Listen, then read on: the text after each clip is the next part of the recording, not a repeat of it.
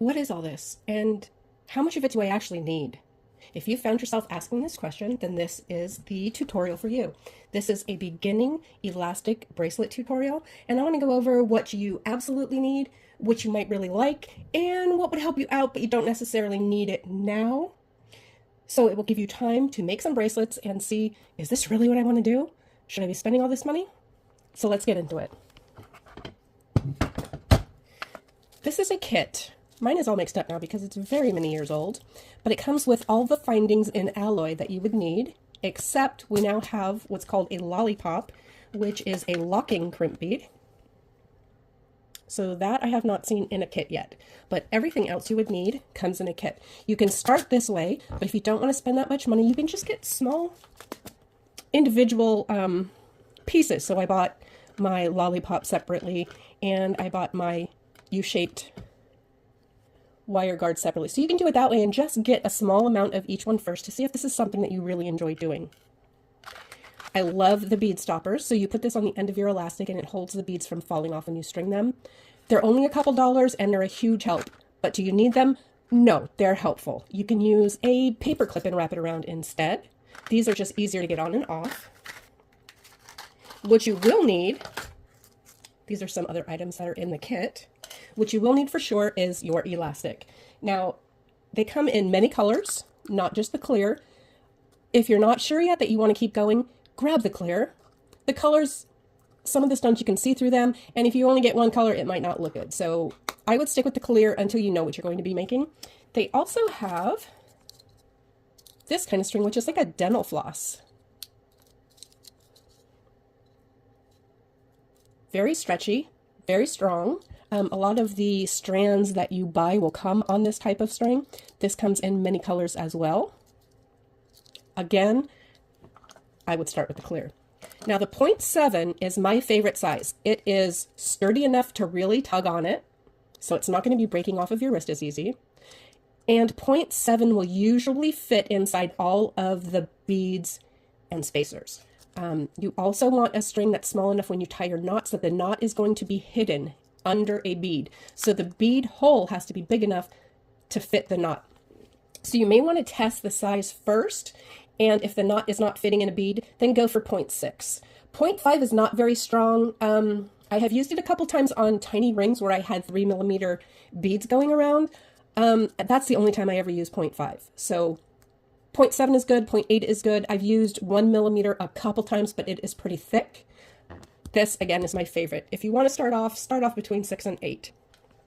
Another thing that is very helpful is this hook needle.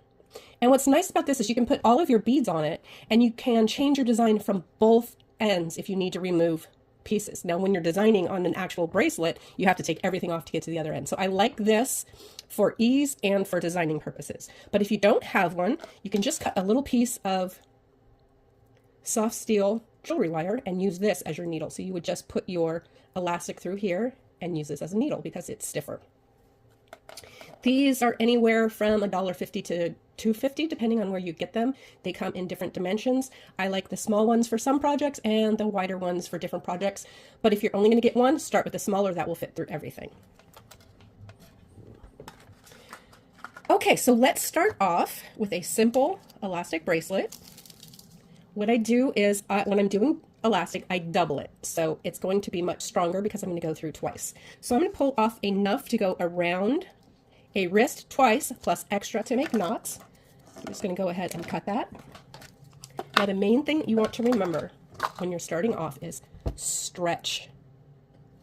Stretch that elastic. You don't want to leave it unstretched because then if somebody's wearing the jewelry they bought from you, it's going to stretch as they're wearing it, and you're going to be able to see all of the elastic through the beads, and nobody wants that. So stretch it out ahead of time. Make sure that it's not going to stretch out later. So now find your center.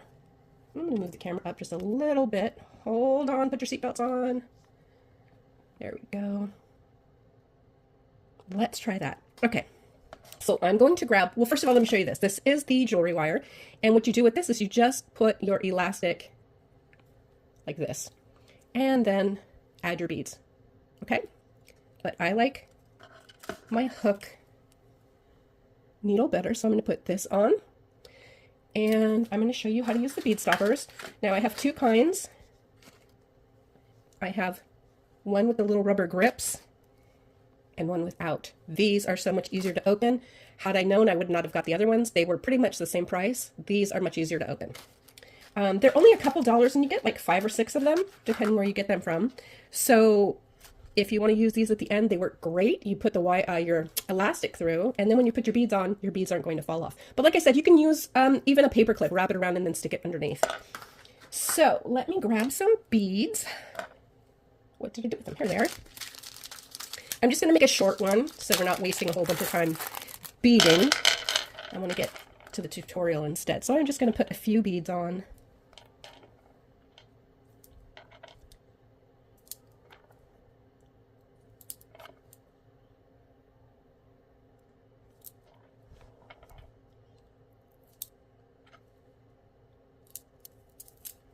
And when you pull them down, gently pull them down, hold on to the sides of the beads. Because if you're pushing from the top down, okay, let me put one on and show you what I'm talking about. So I put this one on. If I push it from above and push it down, I am going to impale myself on that hook. So you want to grab the top bead and push the bead down, okay? Because that hook is very sharp. The other thing you want to think about is when you're using spacers, some of the spacers the holes are very tiny.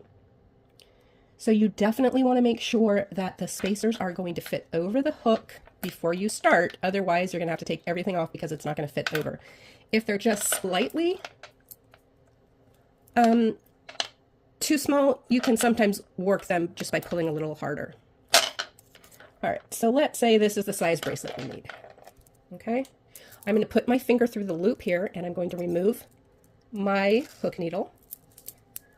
I'm going to remove my bead stopper, and I'm going to stick one of the strings coming out of these beads through the loop, and then grab both strings tightly over here so I don't drop all my beads. And then what you're going to do is you're slowly going to work all of your beads to the top of that loop, right there.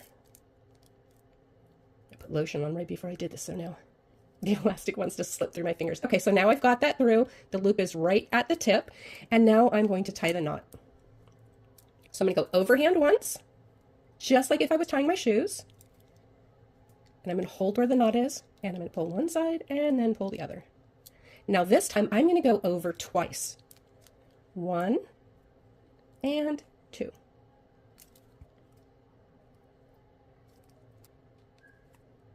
Now what I do is I take the right side and I put it over to the left. And I'm going to do the same thing. I'm going to tie a knot, just a regular overhand knot, down at the bottom, and pull both sides. And again, the second knot is going to loop around twice. So 1 and 2. And then pull it down. And what that does is it stops the knot from just going on top of each other, on top of each other, on top of each other, making a long line. I find that they come loose easier that way. This way there's knots on the top and knots on the bottom. So now I just want to make sure that my knots are really tight.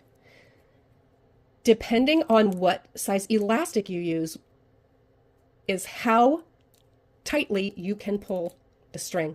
So if you're using 0.5, it's going to break really easily. It's happened so many times to me. It's just not very strong.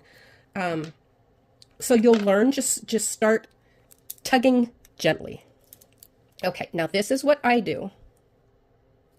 Got a little space in between here, so let me try to get that knot down where it needs to go. Okay, now this is the glue I use, the GS Hypo Cement. This is great to put on the knots. Now, I've done a really good knot, and it's probably not going to come out, but if I'm selling something, I want it to last, so I'm going to glue it. And then what I do is I'm going to pull the knot inside of a bead. And that way, the knot is covered. It will adhere inside the bead, and it's not going to break. So then you just cut off these extra strings. I'm going to use my flush cutter, and that will get right in between the beads to cut it. Because you do not want to cut the base elastic that's making your bracelet. So that is how to make a bracelet from beginning to end for beginners. Now, you can also use one of these trays, and this will size your bracelets for you.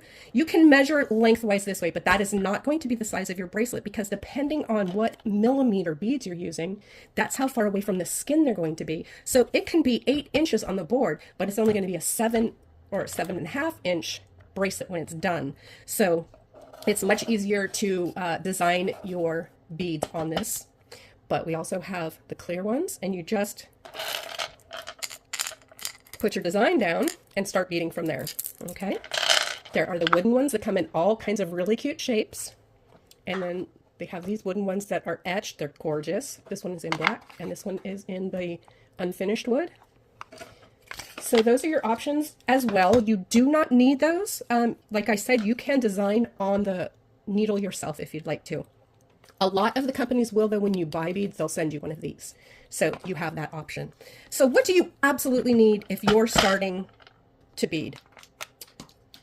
Bracelets, necklaces, whatever. Elastic. Number one.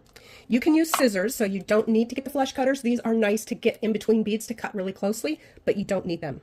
So you're going to need a needle of some sort. You can spend the $2 and get a hook needle, or you can just use a little piece of wire. Bead stoppers, again, you don't need them, but they help. These are a couple dollars as well. So I'm going to put this on the side of not necessarily needed, but definitely helpful. You will need beads, obviously. You can use glass beads. You can use plastic beads. You can use genuine gemstones, whatever you want.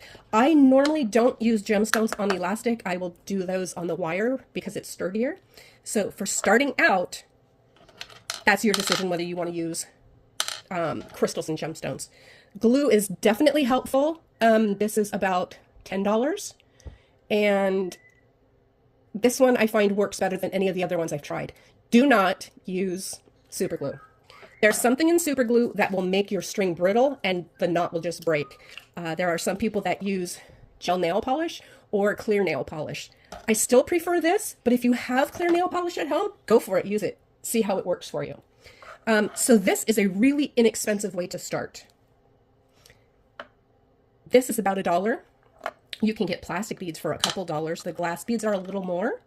And obviously gemstones are more than that. So you can start off really inexpensively making elastic bracelets and you can have some fun and sell them. So I hope this was helpful. If you have any questions, let me know and I will absolutely answer them as soon as I get a chance. So thanks for watching and stick around because the next tutorial is going to be what you would need to make wire jewelry. So I hope to see you on that video as well. Have a great day and thanks for joining me.